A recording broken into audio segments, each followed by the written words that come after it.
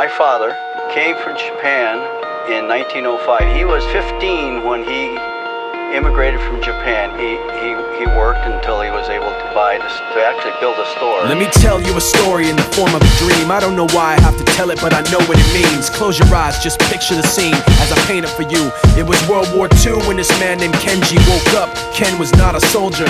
He was just a man with a family who owned a store in LA. That day, he crawled out of bed like he always did, bacon and eggs with wife and kids. He lived on the second floor of a little store he ran. He moved to LA from Japan, they called him immigrant. In Japanese, he'd say he was called Issei. That meant first generation in the United States, when everybody was afraid of the Germans, afraid of the Japs, but most of all afraid of a homeland attack. And that morning, when Ken went out on the doormat, his world went black, cause right there, front page news, 3 weeks before 1942, Pearl Harbor's been bombed and the Japs are coming. Pictures of soldiers dying and running.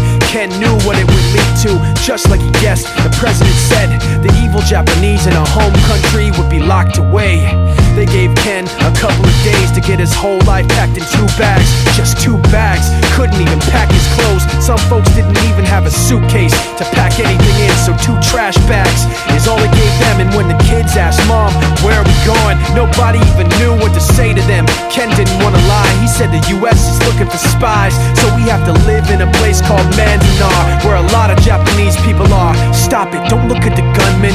You don't want to get the soldiers wondering if you're gonna run or not, cause if you run then you might get shot. Other than that, try not to think about it. Try not to worry about it being so crowded, but someday we'll get out. Someday, someday. As soon as war broke out, the FBI came and they just come to the house and you have to come. All the Japanese have to go. They took Mr. Need and people couldn't understand why they had to take him, because he's just innocent laborer. So now they're in a town with soldiers surrounding them. Every day, every night, look down at them. From watchtowers up on the wall, Ken couldn't really hate them at all. They were just doing the job and he wasn't gonna make any problems. He had a little garden, vegetables and fruits that he gave to the troops in a basket his wife made. But in the back of his mind, he wanted his family's life saved. Prisoners of war in their own damn country, what for? And time passed in the prison town. He wondered if he'd live it down if and when they were free. The only way out was joining the army, and supposedly some men went out for the army, signed on, and ended up flying to Japan with a bomb. That 15-kiloton blast put an end to the war pretty fast. 2 cities were blown to bits.